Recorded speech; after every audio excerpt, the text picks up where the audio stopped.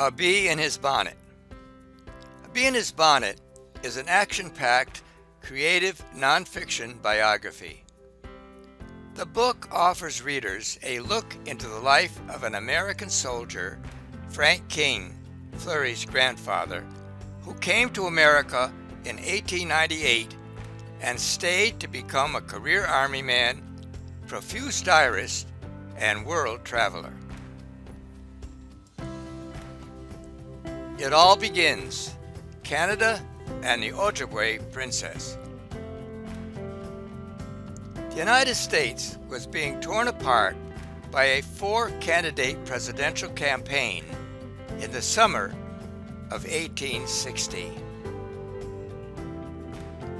The Prince of Wales, Albert Edward, who was the eldest son of Queen Vic, paid a visit to Canada, accompanied by his royal entourage, which included in its ranks two young men from Tonbridge, Stephen and James King, controllers of the prince's transport.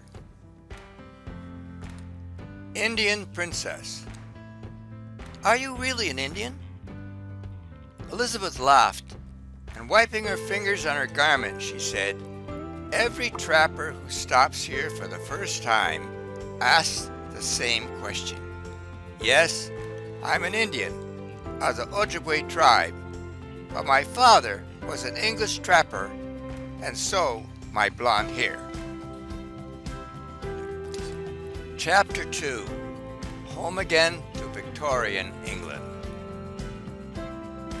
Early the next morning, Steve went with James to the railroad office, where he applied for the position of conductor. "We've got another train to be added to our run next week. We'll need another conductor then, if you're willing to wait that long." Steve waited and became a conductor, the position he held for the rest of his working life. Life was tranquil for them in Tonbridge, and they did their part to bolster the expanding population of Steve's hometown. For regular intervals of a year or so, their family grew. With the birth of the twins in 1888, 28 years after their marriage, their family of 14 children, 9 sons, and 5 daughters was complete. Chapter 3. The Emigre, Cuba and the Spanish-American War. Steve was waiting for the Etruria when it docked on February 1, 1898 at New York. Steve rushed to meet them as Frank set foot on American soil for the first time, and Edith made her return visit. On February 5, 1898, Frank became a telegrapher at the Syracuse station. What had begun as a vacation had ended as an opportunity for advancement that Frank seized upon, at least for the time being. Chapter 4. The Philippine Insurrection. Frank had determined that if his dream of visiting foreign lands and other adventures was ever to come true, he'd have to act now while he was young and unmarried.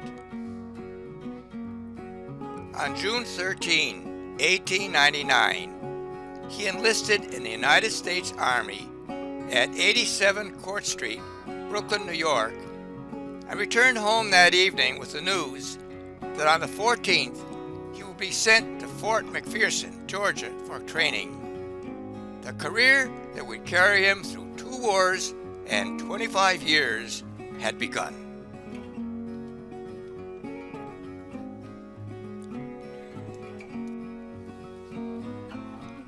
Ida. On the island of Leyte, the insurgents were a band of natives called the Pulianis, whose leader was Faustino Ablen.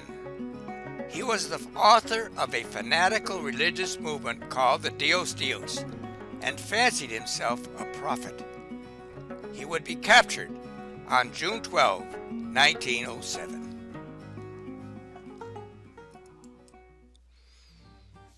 Frank's friend, Paul Holt, invited him to go with him to visit friends in Charlotte, Vermont, in his new black model T.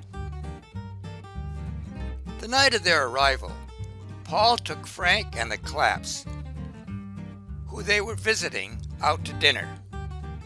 A slim, dark-haired woman met them at the door and escorted them to their table, Ida McAvoy.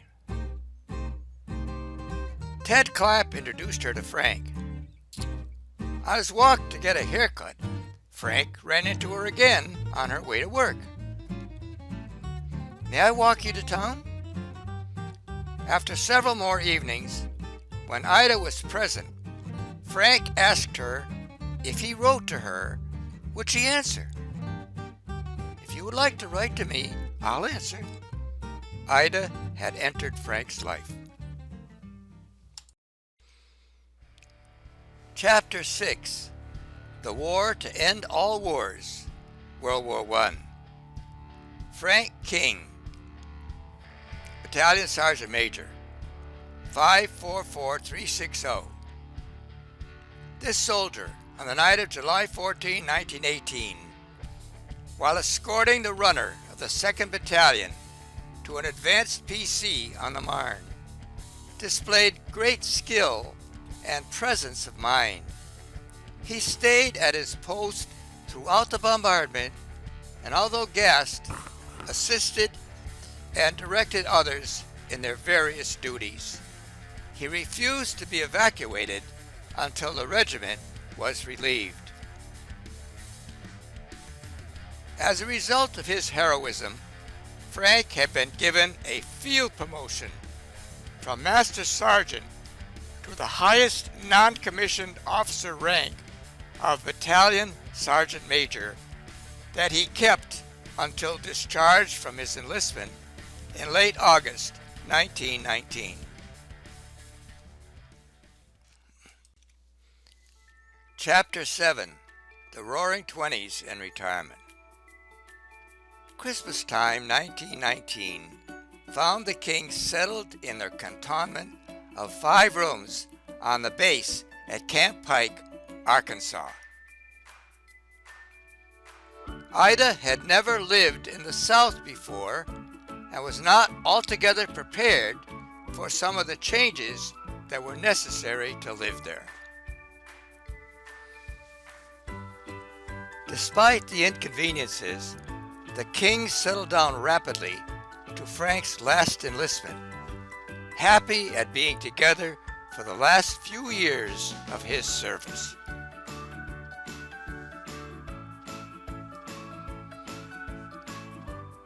That first Christmas in Arkansas, they all decided to deck themselves out in the latest fashion.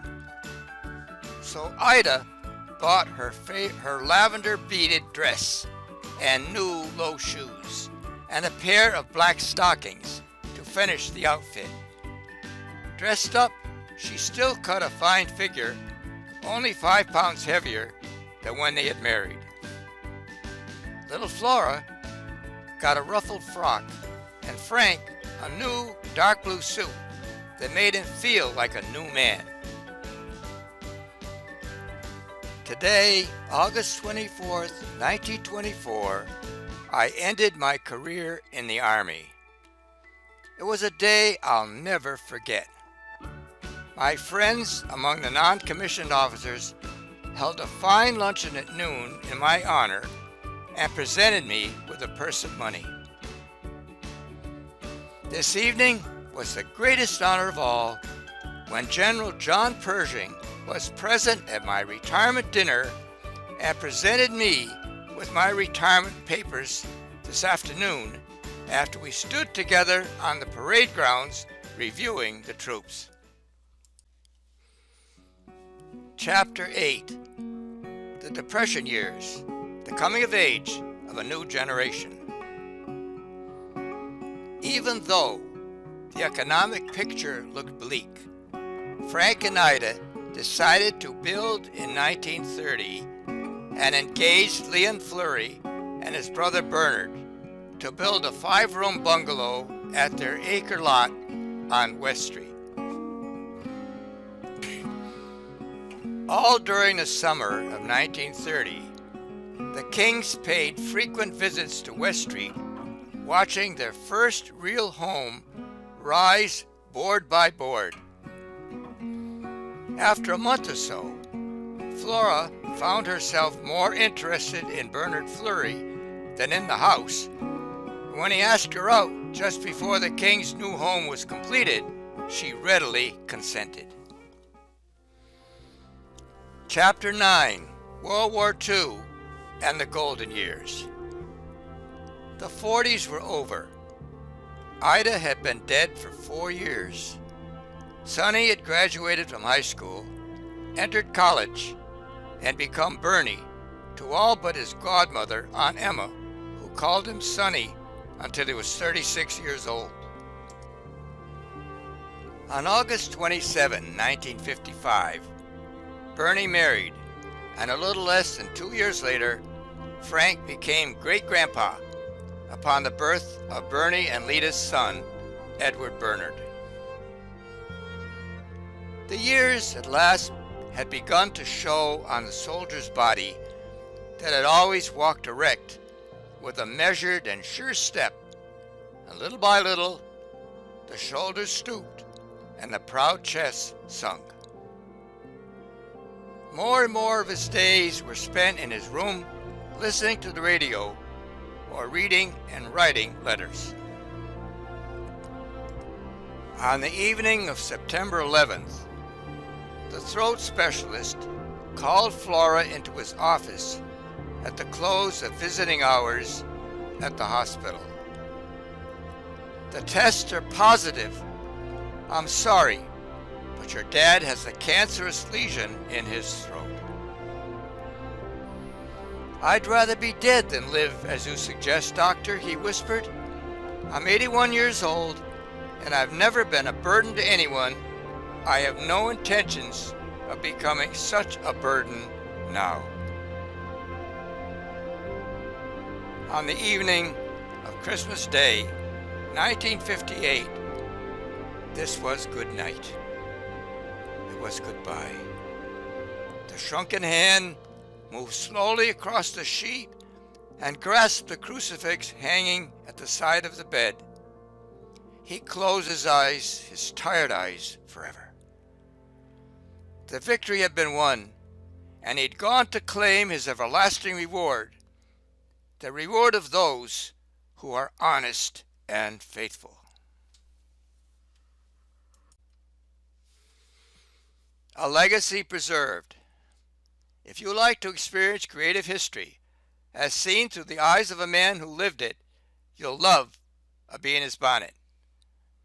To explore this and more works by Bernard Fleury, please visit intolifebylight.com.